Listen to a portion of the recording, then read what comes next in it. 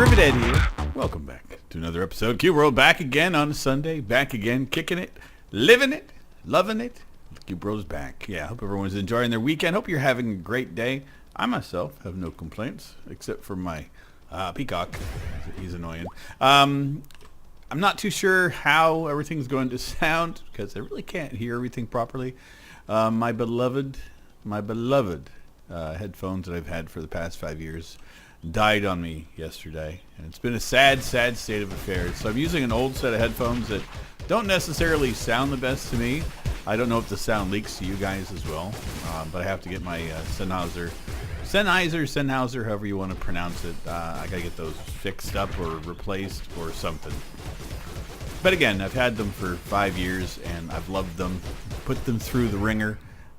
Picked them up at of all places, I got them at a thrift store years ago. They wanted $20 for them. They had a huge cable on them. Looked a little beaten up. So they only wanted $20. As soon as I saw Sennheiser on them, I'm like, I'll buy these. I'll make them work. And they work like a charm. Best sounding headphones I've ever owned. I use them for DJing, a whole bunch of other things. So I mean, they've definitely they don't owe me a thing. But the cable on them is gone. The ear cups are going on them. And I was looking, I can get replacements for both. It cost me about $40 Canadian. And I may just go that route just to get it back up and running. Because again, I've loved those headphones. So, and the funny thing is that the headphones that I'm using now are an old pair of Sony's that I've had for 10 years. As you can tell, I kind of maintain my stuff. I don't let my stuff get wrecked very often. I'm pretty good with all my hardware and equipment. But yeah, these were my daily driver's headphones for ages, and I didn't see any reason to get rid of them because I got the Sennheisers. Oh god. Yeah, so these just do not sound nearly what I remembered them sounding like. So part of me is like, oh, I don't want to lose my good headphones. But then again, I worry as if oh dear Lord. Okay, yeah, the boss is here. We don't have to go anywhere. This could really suck. We'll see if we're making any headway at all. Take a potion. I just made potions. Oh god, I forget that these jerks can fire.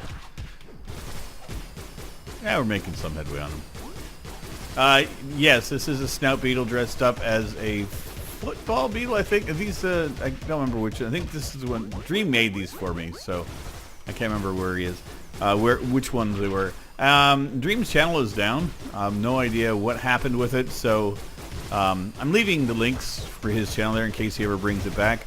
I'm assuming it has something to do with the new terms and services of YouTube with links and things, so no idea. I don't really see the purpose of maintaining this battle. It's not going to go anywhere, and it's not fun.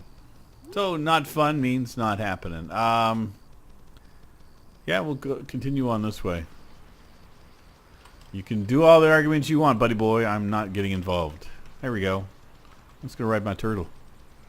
Back to land of Durak.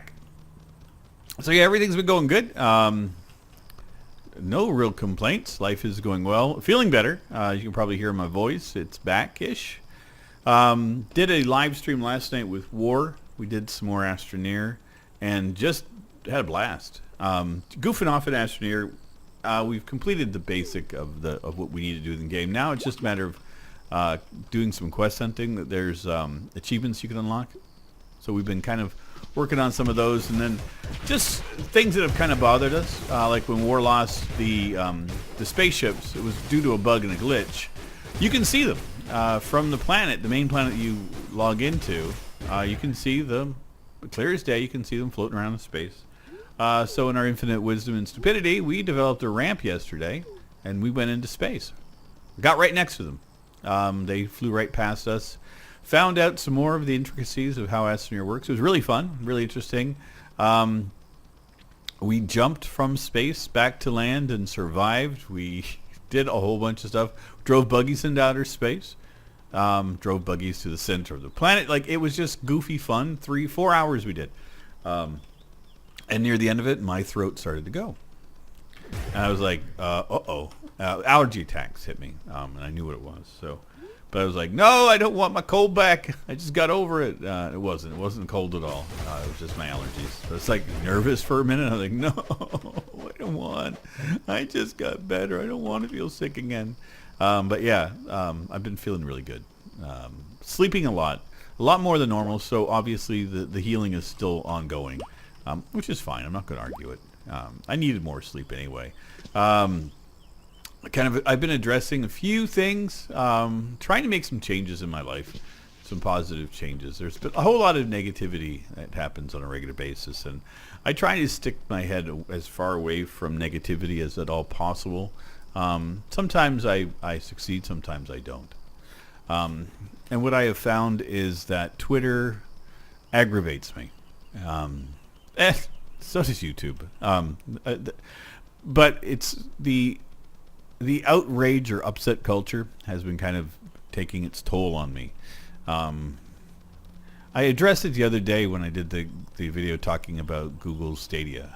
And I still stick with my input, and I think it's going to be a good thing. I think that there's a lot of positive options happening with it. But even bringing it up yesterday, talking with War, and I appreciate War's statement. He's happy, I'm happy, but he's going to wait and see. And I can't ask for more than that from anybody, and that's a positive outlook on it. He does not necessarily believe that the infrastructure, everything is going to be there. Logic dictates that, he's right. And then we also have to look at past things that have happened. I mean, track record for a lot of online streaming services, and especially the Sony Now. I mean, that's what a lot of people can weigh this against, is because they've used that service, and it's a complete shit show. But everyone is in agreement. Warren and I are in agreement that if anybody's going to do it, Google is the one that has the servers that could possibly make that happen. But even in his chat, people were just naysaying and things, and it was right on the same bandwagon. The same crap I'm used to hearing all the time. And it's, as I mentioned, the outrage or upset culture, just people just wanting to shit on everything because it's just kind of what we do now. And I made a tweet yesterday about basically making a stand for myself. I've kind of stepped away from social media in general. Just don't find the positivity. I don't find people being very happy or very, everybody's angry. There's a whole group of people, or just in general, people are just not happy with life or whatever it is. And being somebody that has had to deal with a whole bunch of personal strife and personal issues, and I understand about being upset and understand about not being happy with your place in life, or feeling that the world is unjust and unfair, and I get that. I can understand that. I do. I can sympathize with all of that. But what I don't get is the complete bandwagon jumping of just hating something just because you should, because everybody else is. And that's what it feels like happens more and more and more as we're going along. I may be wrong. I could be completely off my rocker, and that's okay. I'm an old man. I'm standing on my yard yelling at kids, which is okay. Allergies. I mean, I don't get their music as much anymore. I'm getting to that point. I get it. I'm aging. My finger's not on the pulse as much as it used to be. But I also feel that there's a lot of people that don't have their finger on the pulse when it comes to technology. There's a lot of naysayers. And one of the things that I was mentioning with War that I forgot to address the other day is that I have been waiting for technology to catch up to me for years, decades. Years ago, when we first started playing video games on the TV, I was like, man, I can't wait till I get like a computer that I can use in my hands, and I can, like, a portable computer that I can bring around with me, or I don't need, I don't need what the hell? I don't need a screen. I just have it like plugged into my head or something, or even like the VR goggle kind of thing was not far off from what my envisionment was of things. So I've always been that person that has been dreaming about, newer and newer technology, because I love technology. I think it's great. I love seeing advancements. you know, the new whole thing with the folding phone. 10 years ago, you told people you're going to be seeing folding phones, and they're going to tell you you're full of shit. And here we are. We're in an age where folding phones are now, everybody's offering them up this year. You know, haven't seen quite how they're going to look. Do I care about folding phones? Nope. Don't care about them at all. I don't really care much about phones. Except for the fact that mine has a decent camera in it, and that's what I want it for. A camera is more important to me. For me, phone, what it does, lets me talk to my mom, talk to my son, talk to my parents, you know, text friends, keep up with people on Discord, and it was constantly for looking for news and stuff on social media for things to keep me preoccupied while I was on breaks at work. Now, I'm on, I check my email, and I read news. I've got filters set on my news. There's a few words that are blocked completely, and it deals directly with the negativity. I've blocked the word Trump. Not because I disagree with him or anything. I'm not making a political statement. I'm just stating is that the negativity that gets attached to his name is just exponential. And I just decided, you know what? It's easier to step away from it and not have it inundate my feeds, because it was like every other story was about somebody being upset with something he said, or somebody agreeing with what he said, and it outraged me, or whatever it was. You know, I was just, and it's a baseless argument for things that I can't control. And I was just like, why do I need to have that in my life? So there's like that and a whole bunch of things that I've just erased from my phone feed. And now all I look at is technology. That's the only news I'm getting is new and updated technology things, new games that I want to read about, things that I'm interested in, like archaeology, those kind of things, sciencey things. That's what weighs and is important to me. And that's what I've used to use the internet for. And it's kind of funny how we've gone away from what it was. When the internet first came about for me, I sat for hours and was researching all the stuff that you would normally go to the library to get. And I didn't have to. I could do it from home. And man, I was just in heaven. Just like, oh, this is phenomenal. This is exactly what I need. And then all of a sudden we had all these new options for what we could see with our media. And it became more like a service of things that were kind of directed at us. And I stopped searching for things. And I'm like, hey, wait, when did that stop? And when did that change? And that's what I'm doing. I'm taking back ownership of my social media. I'm taking back ownership of what I consume. I'm going to be in charge of my media. And I think it's going to be important for me. Definitely have sensed a change in my own personality, which is weird. Like I'm a dude that thinks that I'm fairly, you know, in tune with myself. I got my feelings. I know it. I'm okay with it. But yeah, I didn't realize how far I'd let things shift, and so it's interesting. Interesting. Oh goodness. I just found like it's an experiment. I noticed a bunch of people have been commenting and doing things like this, and I thought it was a decent idea. Oh damn it! I thought it was a good idea. Just to kind of step away from the social media because I was saying too much negativity. And I was making this decision myself previously, and then I just said, heck with it, I'm done. And I'm happy with it.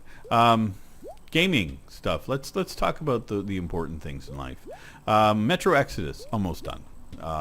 Almost done playing it. I think I've got 15 episodes done of it. Love the game. Just loving it. It's brutal in all the right ways. It's an end of times kind of game. I like it. It's well put together. It's fun. Not too sure if it's a game I'll go back and play again down the road. I might. The story was fun on it, but we'll see how it ends. I'm not too sure if it's one of those stories that makes me go, God, I want the good ending. Sometimes I don't really care. I like the ending I get. Detroit, Mostly Human, I think is the one that I'm looking at playing next. Saw an announcement that they're being brought to PC, which is cool. I've got it already on PlayStation, so I have not done any PlayStation recording yet in a while. Yeah, that's not even good. My capture card wasn't working properly, so I just said, We'll see. I'm not 100% sure if it's going to happen. If it does, great. It seems to be okay now, my capture card. But if it doesn't work properly, it doesn't work properly. I don't care. I'll find other games to play. I have a metric boatload of games that I can play if I want. I mean, I've got game keys that I haven't redeemed yet from developers that I got to take a look at. That I'm actually going to do that today after I'm done recording this. When it's rendering, I'm going to go through my emails and take a look at some of the stuff. One of the games I did redeem, and again for the other part of the outrage for people, is a game called Satisfactory. Mentioned it to Warren. He said that I should probably stream it, see what it looks like. He's been seeing, a few people that he follows been playing it. He says not his cup of tea, but it could be good. And I, not that I would play a game because it's popular or anything. I don't really care about it, but it looks kind of fun. It looks like it's a factory simulator, but you build the factory within it type of thing. Like it's a whole planet you build as a factory, which kind of seems weird. Kind of seems like something you'd see in a Dr. Seuss novel, where you harvest all the trees. And we'll see, because it's a beautiful planet, and I'm going to destroy the hell out of it. So we'll see. I'm going to give it a try. But yeah, I got that game. I use Keymailer. I've mentioned this in the past. It's a service that I've used for a couple of years now. They basically work as a conduit between content providers like me and game developers. What the heck? That was... I can't see shit. There you go. There you go. I've been using Keymailer for a couple of years, and I thoroughly enjoy the service, and it's great. I got the key and went to go redeem it, and lo and behold, it wasn't redeeming on Steam. It said it was an error, and then I went back to look, and I realized it was an Epic game key. I was like, oh, cool. I mean, I've got the Epic launcher, and I've had a couple of keys for it, but it's one of the first times that I've seen where the game specifically was launched on Epic for me. And it's cool. I got no problem. I mean, I got Metro on there too. So, I mean, but, it's just, I'm so used to seeing Steam that, now all of a sudden it's going to be Epic launchers. And games that I want to play are starting to become more and more prevalent. And it looks like there's going to be more and more exclusives being on Epic. I don't care, The only thing that makes me happy with it is that they're now in a partnership with Humble. And so I can actually purchase Epic keys from Humble and then still have money go to charity. And then I think like the cut that Epic was going to take is now going to go to charities or something like that. So apparently Epic is not going to be taking anything from the purchases from Humble. And I'm like, okay, I can kind of get behind that. I can dig it. It's good. And so far the interface and everything with the Epic launcher has been fine. I haven't had any issues. I'm not much of a multiplayer dude, so that's not an issue for me. Like the whole friends thing and stuff, don't care. I don't know if I'm going to ever actually do anything unless it's necessary, and even then, it's just going to be like Warren Armour and the folks that I record with, and that's like I'm not going to go the route that I've done in the past where everybody and their uncle is sending me friend requests and stuff. I'm like, I don't like it. I'm done. And again, I'm still super excited over the Google Stadia because, as I've mentioned before, I'm looking to do more traveling, and it'd be nice to be able to just have my laptop that I love and adore that is aging, but it's good.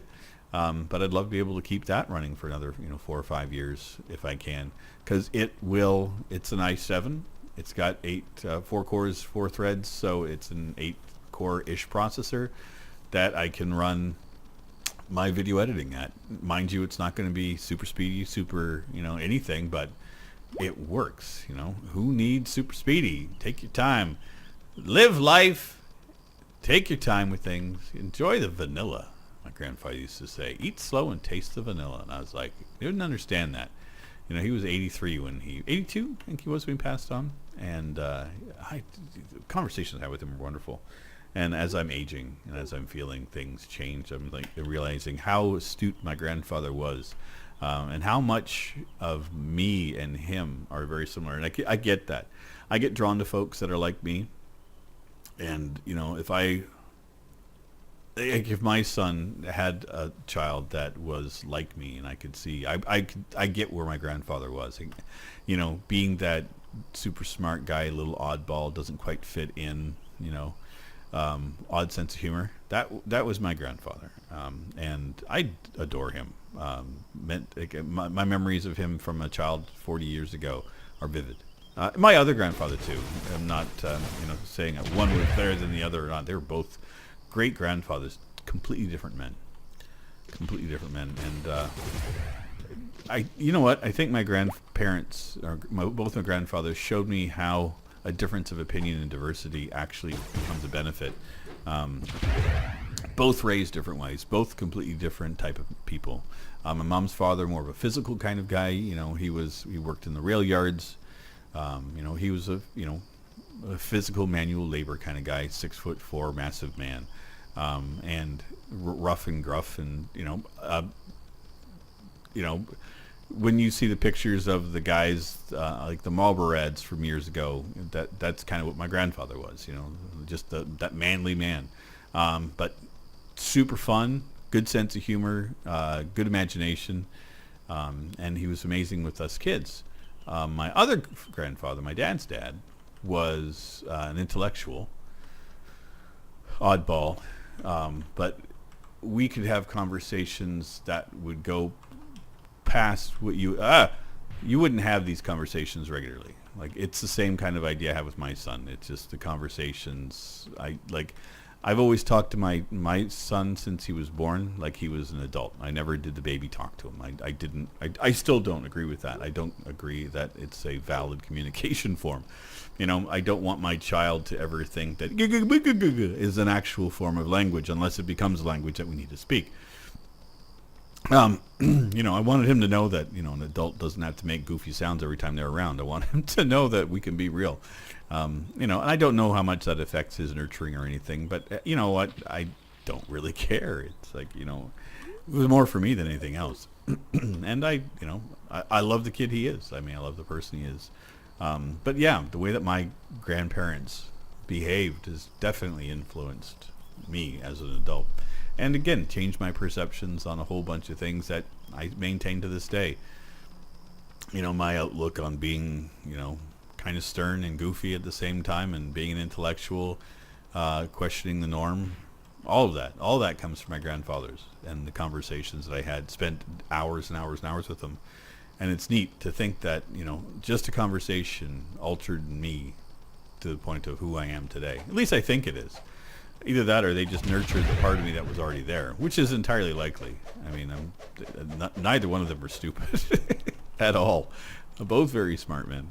So, ramble. I can ramble. I like to ramble. I like to talk about the randomness of my life. And I love, like I said, trying to maintain the happy, positive things. And I think that's an important thing for me. And as you can probably tell, my memories of my grandfathers are very happy things for me. Playing my video games, very happy things for me. Things that I love and I enjoy and I would love doing over and over and over again. So yeah, if you hear me talking about technology that changes how gaming works, and if I'm excited about it, understand it comes from a place of love. I've always loved the changes. I'm not one to say that this is how gaming should be or this is how things should always be. I know that trends and things in gaming change on a regular basis, and that's to be expected, to be accepted. I've been around since the beginning. I remember, where a console was the only form of gaming we had, unless you had access to a mainframe computer, and then home computers showed up, and then more consoles showed up, and then we had desktop PCs, and then laptops, and everything becomes more and more and more. The games I play on my phone are much more in-depth than anything I played on my original Xbox years ago. And I love seeing the technology maneuver and go on and adapt. And I just wish that people could adapt as quickly as technology does, because it would be a much better thing. Because, man, latch on to it, folks. You don't have a choice. It's a wild ride. It's going to change. And that also means how we get our games. I went from the physical media was the only way to get it. You had to go buy your games. If you didn't have a physical copy of your game, then you weren't going to ever get it and keep it. Now digital is the mainstream. You know, we get most of our games digitally. Like Steam, don't own a physical. I'm trying to think if I own any physical copies of PC games right now. I think I have a couple that are in a folder that I've maintained. I think I've got Neverwinter and Quake. I don't think I've got anything else, which is kind of sad. I used to have a few hundred games that way. But yeah, I mean, everything's now digital. And then, you know, digital ownership. Now, is that going to go away and it's all going to be cloud where, you know, you don't actually own the physical media? You don't own how it gets played. You just play it, you know? Do I have any issues with it? Nope. As long as I get to play my games, I really don't give a shit how I get them. You know, as long as games maintain being fun. The minute that they take away the fun out of our games, then you will hear an angry Rivet because, you know, I like the fun. The fun is an important thing. For me it is, anyway. Oh, let's take on some Minotaurs. I think that's a good way to end things here. Hey, how's it going, guys? I want to get into a fist fight with a couple of Minotaurs. It's been on my bucket list, and you get to help me out with that. +1s. Oh, I liked it. That was good, but too bad. Oh, we gotta kill some pigs. Well, I need a little back bacon in my life. And there we go. I'm happy with that. It's a good episode. I'm content. Hope you guys enjoyed my little rambling session. Didn't accomplish a whole lot, but didn't need to. Just wanted to walk around and enjoy. Views on Cube World way down. It's whatever. Who cares? Still doing it because I love it. It's all right. Let's wreck some wizards because they're gonna do this. Wizards! I should put in a petition. We should ban lasers. No more laser lizards. Laser lizards. That would be fine. The Saurians with lasers on beams on their heads because they're slow. And they're okay. There you go. We're done. And I will see you guys Wednesday in our next episode. I hope you guys enjoy the rest of your weekend. I hope you're enjoying your life and that everything is going exceptionally well for you. And if you're brand new to the channel, you like what you see, feel free to go ahead, hit the subscribe button, dislike it, comment, whatever you want. Or if you don't want to do that, and you just want to come back another time, that's cool too. I don't mind. But I will see you guys on our next one. Take care, everybody. Bye-bye. This is a